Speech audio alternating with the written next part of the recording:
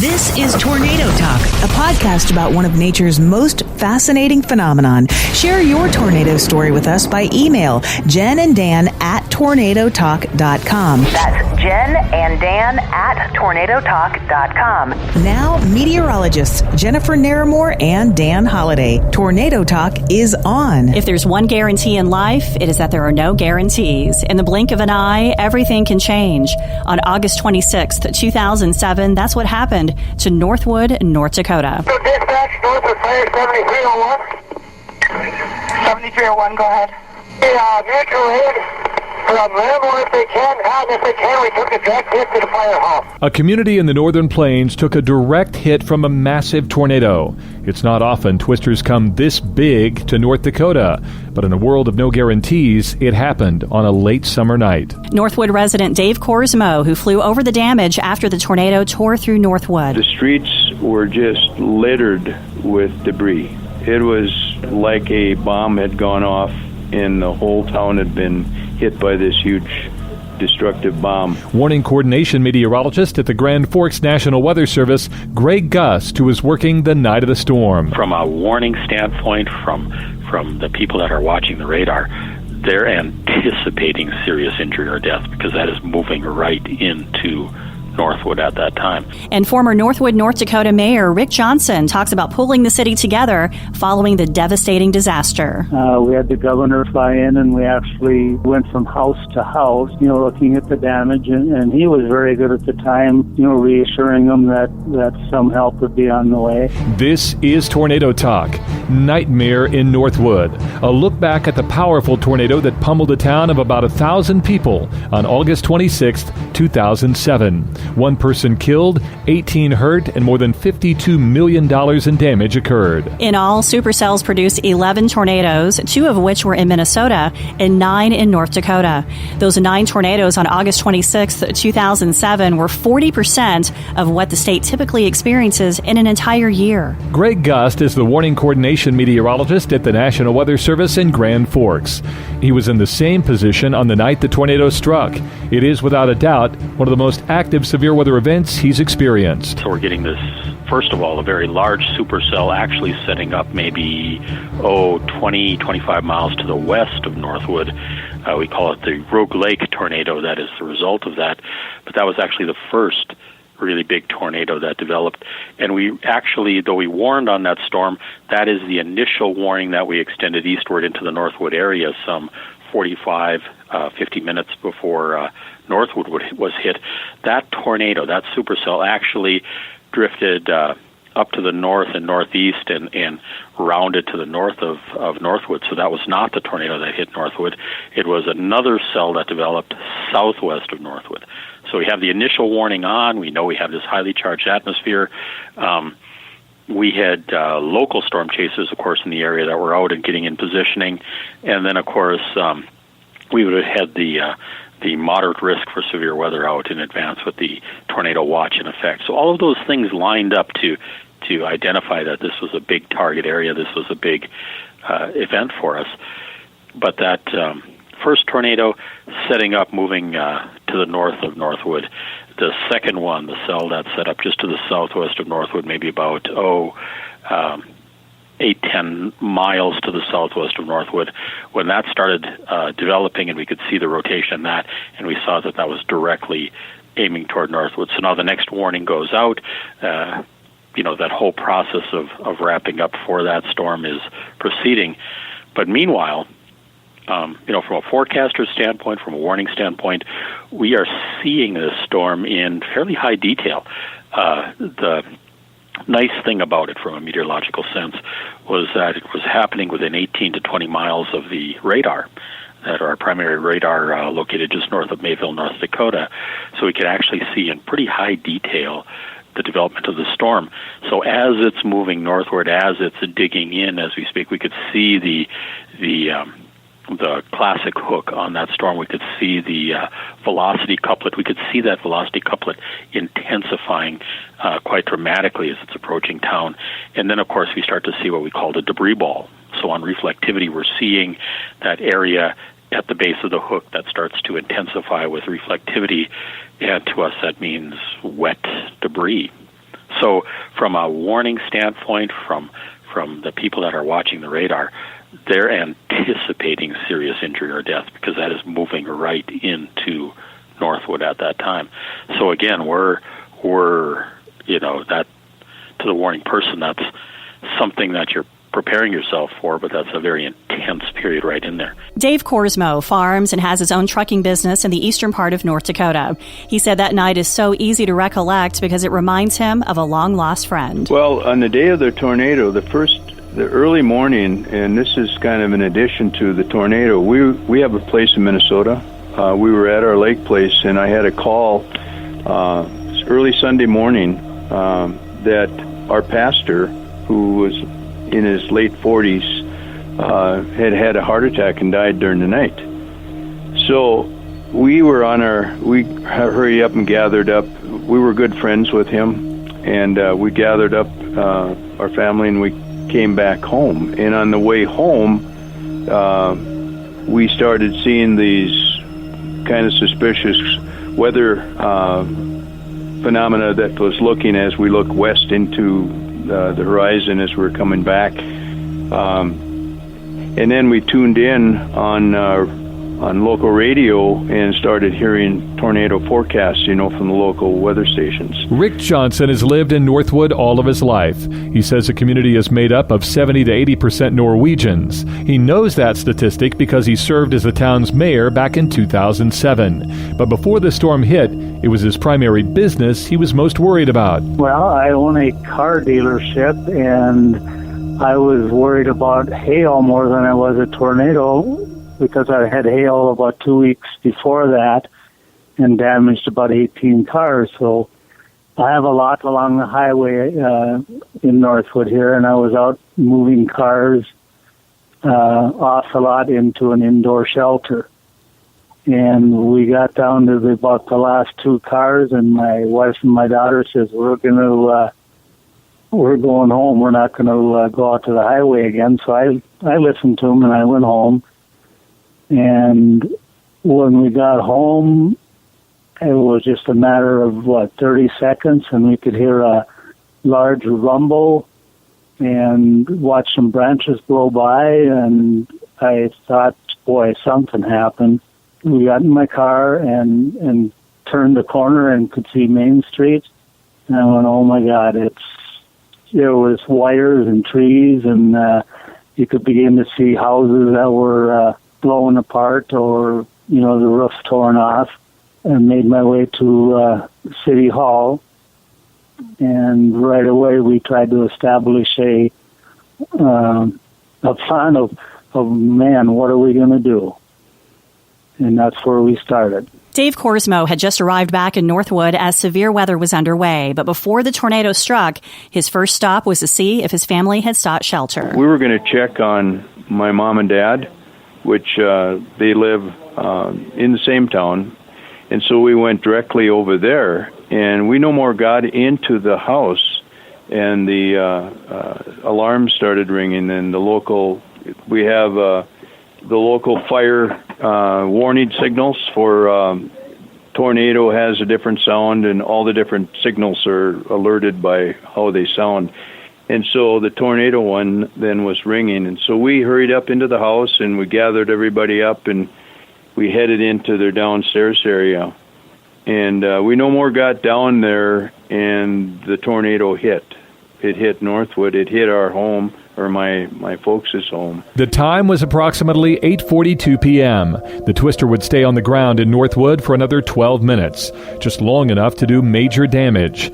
All the ingredients had come together in the atmosphere for supercells across the northern plains.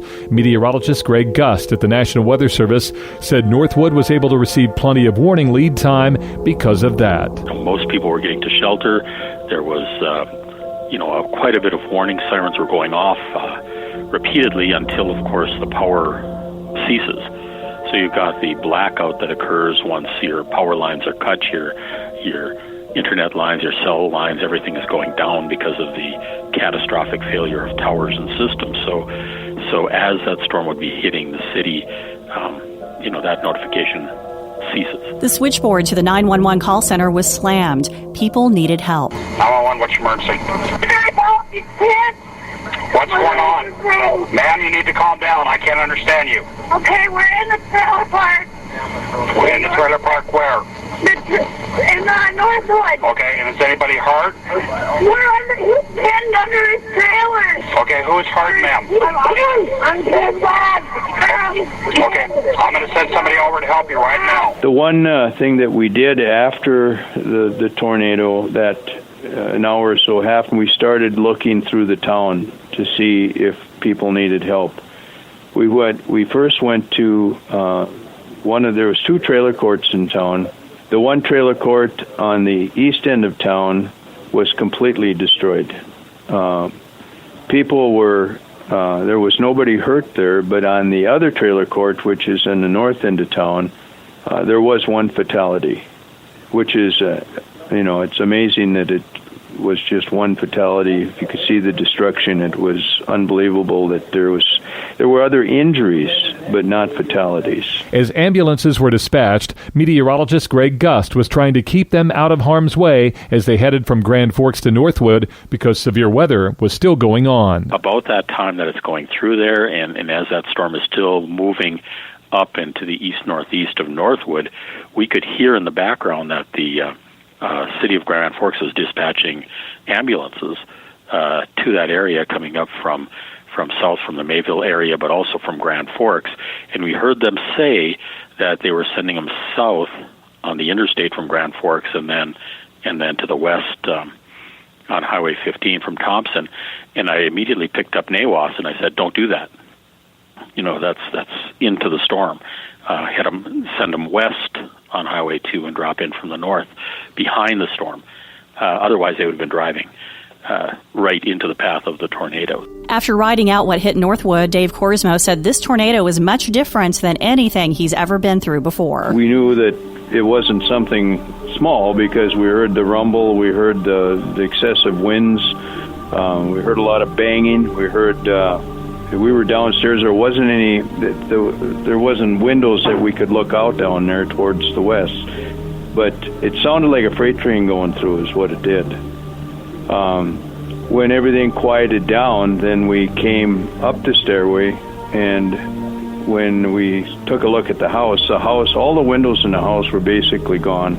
The curtains were flying in the wind.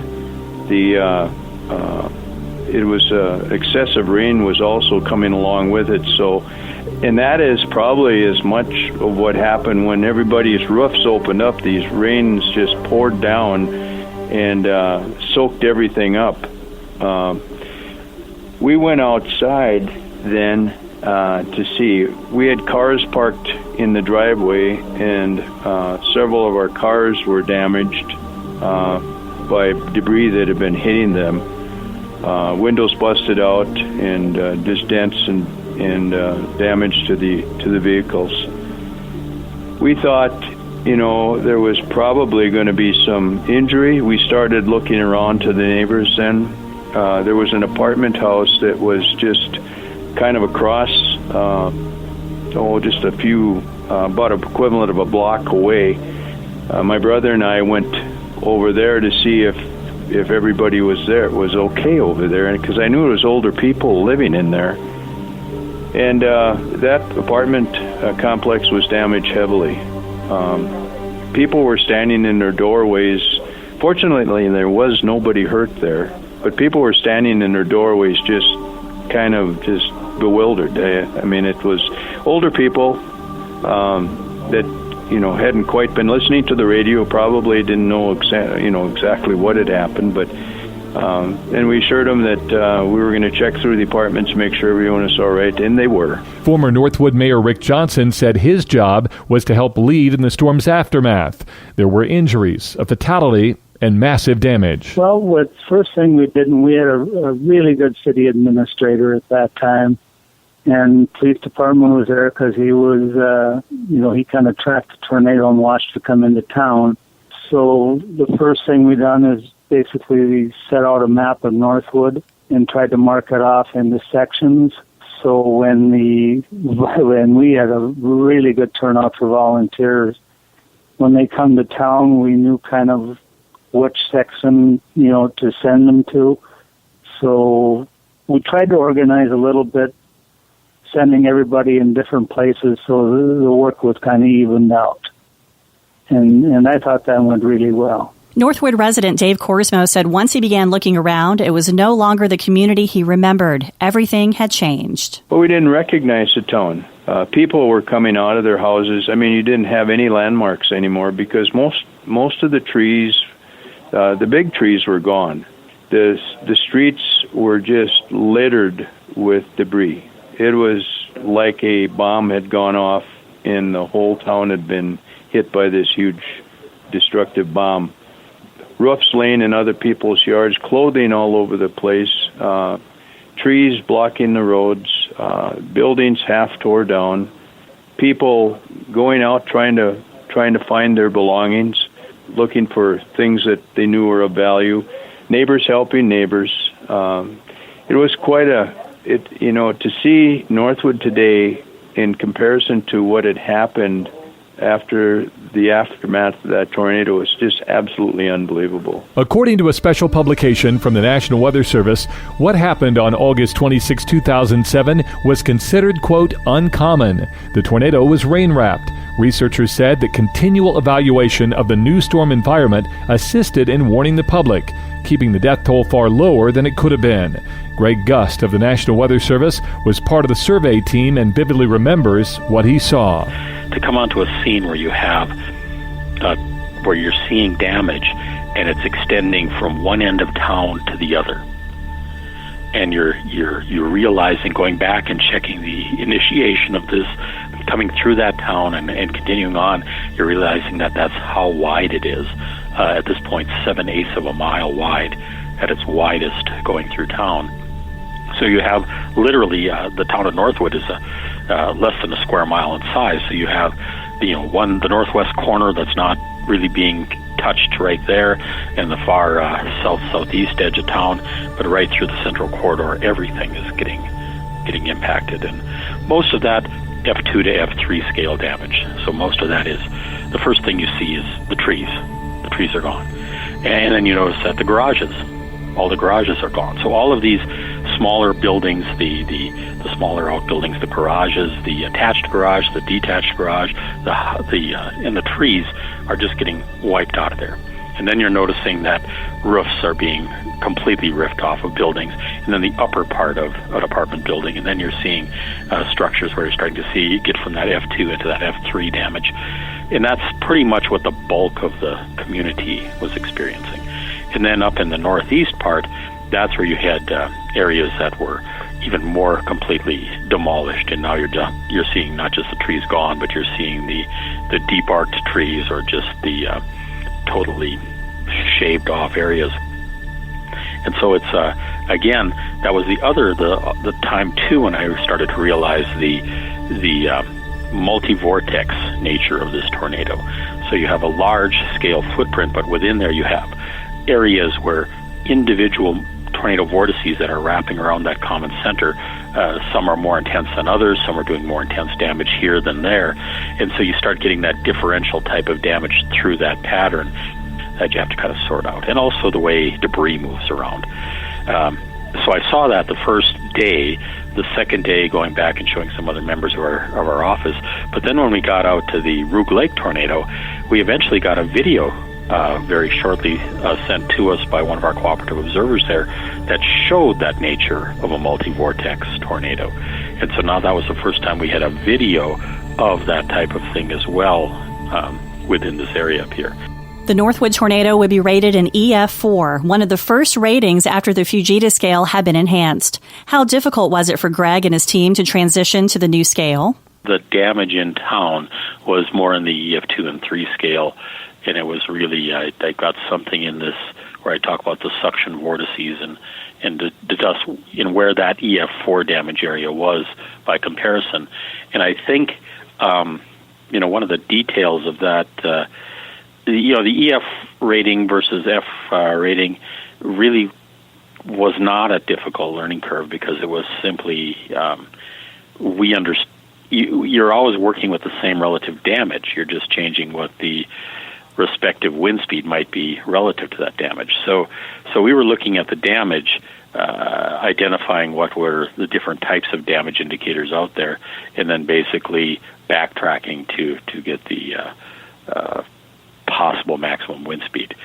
So between doing F scale versus EF scale, it's nearly immaterial. Now, I've had one tornado that was back in 2004, which if I would have had the EF toolkit at that time, I probably would have rated 5, EF5, and I kept it at the very top end of the F4 scale.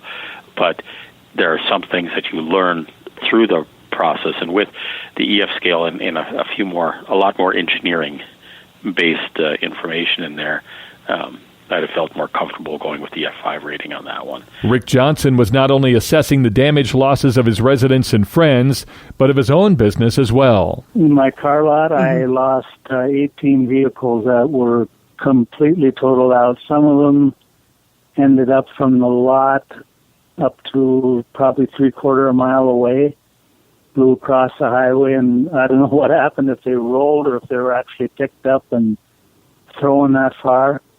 I lost 18 vehicles, and damage to my building in town here was probably in that $50,000 to $60,000 range. People started showing up to help in any way possible. The community needed all the assistance it could get. I know that the UND football team, for instance, came out here. We had a field of corn that was littered with, we have a field that's not too far out of Northwood that was littered with debris. And they came out with their whole football team, and they walked that whole entire field and cleaned the debris out of there.